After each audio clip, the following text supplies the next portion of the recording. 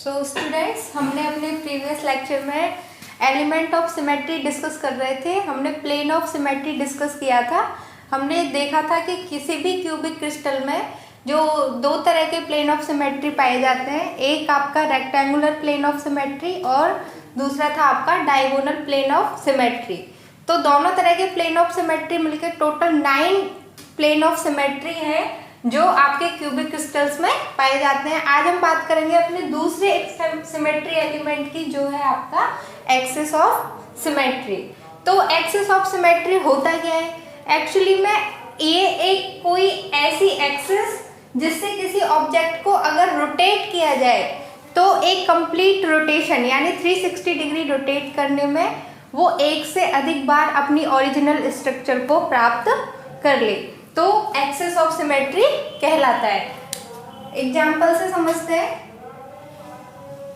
ये आपका letter S, अगर इस लेटर एस पे हम यहाँ से एक एक्सिस डालें और इसको इस तरह से रोटेट करें तो 180 डिग्री रोटेशन के बाद 180 डिग्री अगर हम इसको रोटेट करें तो वापस से हमें एस स्ट्रक्चर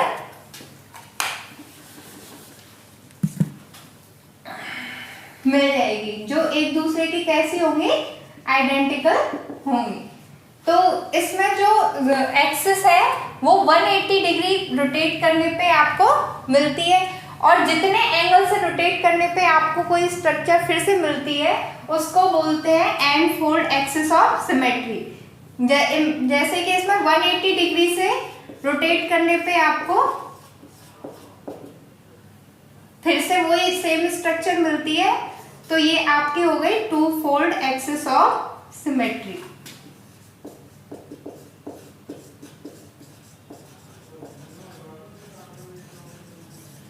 और फोल्ड एक्सिस ऑफ सिमेट्री ज्ञात करने के लिए हमको 360 डिग्री एंगल को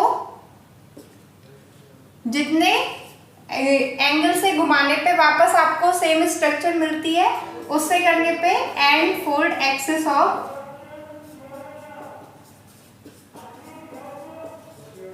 सिमेट्री प्राप्त होती है।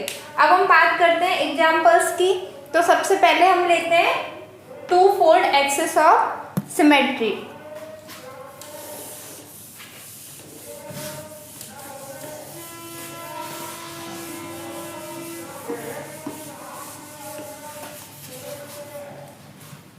Axis of two fold axis of symmetry.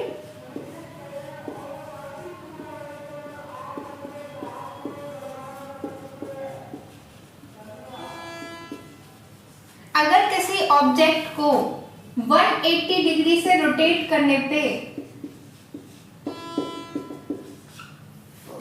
वो पुनः अपनी ओरिजिनल स्ट्रक्चर प्राप्त कर लेता है, तो उसमें पाई जाती है two fold axis of symmetry. अब हम इसका एग्जाम्पल लेते हैं।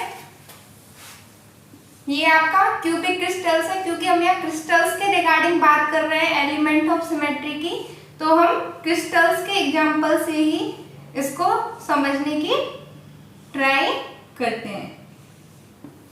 ये सपोज ये आपका क्यूबिक क्रिस्टल है और इसमें हमको देखना है two fold axis of symmetry present है या नहीं, यानी 180 डिग्री से इसको रोटेट करने पे अपनी ओरिजिनल स्ट्रक्चर में आता है या नहीं। तो देखो, अगर मैं इसको यहाँ से कोई एक्सिस पास करती हूँ और इसको 180 डिग्री रोटेट करती हूँ तो फिर से ये अपनी ओरिजिनल स्ट्रक्चर में आ जाता है। ये सेम वैसा ही है जैसी स्ट्रक्चर आपको पहले मिली थी। फिर से इसको 180 डिग्री रोटेट करती हूँ तो वापस से ये अपनी उसी स्ट्रक्चर में आ जाता है, सेम स्ट्रक्चर हमको मिल जाती है। इसी तरह से आप यहाँ से इस एज से इस एज तक आपने एक्सिस पास की है, आप किसी और एज से भी देख सकते हैं। आप इस एज से और इस एज तक अगर कोई एक्सिस पास करते हैं तो भी आपको 180 डिग्री रोटेट इस तरह से है। ये 180 डिग्री आपने रोटेट किया, फिर से आपको सेम स्ट्रक्चर मिल जाएगी। तो इसमें जो एक्सिस ऑफ सिमेट्री है two fold axis of symmetry है वो इस एज से इस एज तक,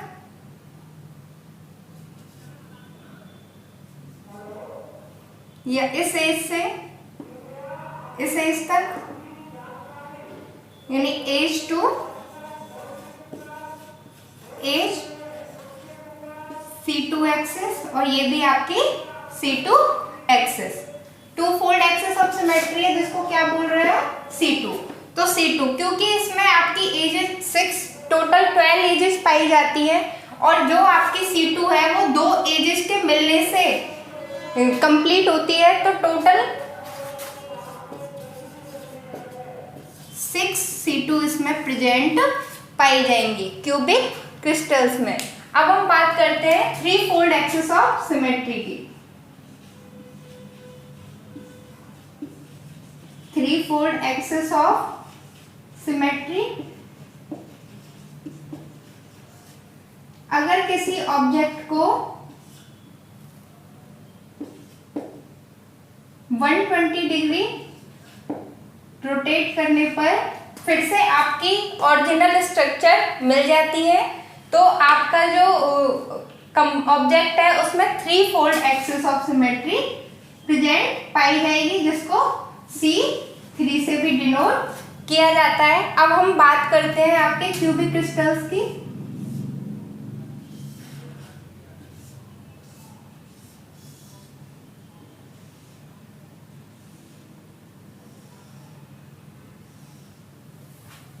तो इसमें हम बात करते हैं आपके क्यूबिक क्रिस्टल में, देखिए यहाँ इस कॉर्नर से आप एक्सिस देखिए,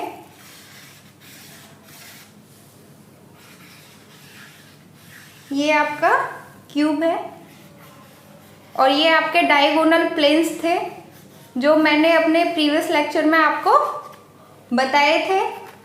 अगर आप इसको देखो यहाँ इस कॉर्नर से, अगर मैं एक्सिस पास करती हूँ इस कॉर्नर तक और इसको फिर 120 डिग्री रोटेट करती हूँ, तो आपको फिर से सेम स्ट्रक्चर प्राप्त होती जाएगी। फिर से 120 डिग्री रोटेट करने पे आपको सेम स्ट्रक्चर मिलेगी। इसी तरह से आप रोटेट करते जाएंगे और आपको सेम स्ट्रक्चर मिलती जाएंगी, क्योंकि एक बार में 360 डिग्री रोटेट करने पे ये जो है ऑब्जेक्ट 3 बार अपनी ओरिजिनल स्ट्रक्चर प्राप्त करता है। इसलिए इसमें threefold axis of symmetry पाई जाती है, जो कहाँ से गुजरती है, corner to corner, corner to corner. इसी तरह आपके जो दो कॉर्नर्स को मिलाने पर आपको एक C3 मिलती है, और टोटल कॉर्नर्स इसमें 8 होते हैं, तो इसमें टोटल 4 C3 प्रेजेंट पाई जाएंगे। अब हम बात करते हैं fourfold axis of symmetry की।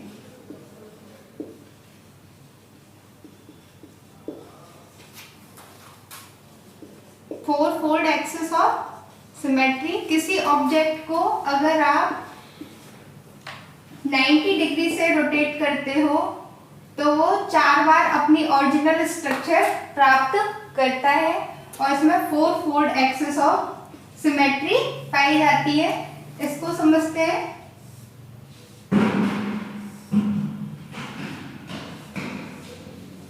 ये आपका क्यूबिक क्रिस्टल है, और इस क्यूबिक क्रिस्टल में अगर मैं इस फेस से इस फेस तक एक्सेस लगाऊं, जैसे ये आपका क्यूबिक क्रिस्टल है, मैंने यहाँ से एक्सेस पास की आपकी और इसको रोटेट किया, तो सिर्फ 90 डिग्री के रोटेशन पे मुझको वापस ओरिजिनल स्ट्रक्चर मिल जाएगी, फिर से लगेगी और फिर से 90 डिग्री रोटेट करने पे सेम स्ट्रक्चर मुझको मिल जाएगी। और लास्ट में आपका जो है इसमें कितनी C4 प्रेजेंट पाई जाएंगी, क्योंकि फेस हमारे पास टोटल 6 होते हैं और 2 फेसेस से एक एक्सिस गुजरती है, और एक एक्सिस आपकी यहाँ से गुजरेगी और एक आपकी यहाँ से, तो टोटल 3 C4 एक्सिस इसमें प्रेजेंट पाई जाएंगी। तो अगर हम क्यूबिक क्रिस्टल्स की बात करते हैं तो उसमें 6 C2 होंगी, 4 C3 होंगी एंड 3 C4 एक्सिस इसमें पाई जाएंगी। तो टोटल 6 4 10 प्लस 3, तो इसमें total 13 axis of symmetry, total 13 axis of symmetry present होती है in cubic crystals and total 9 plane of symmetry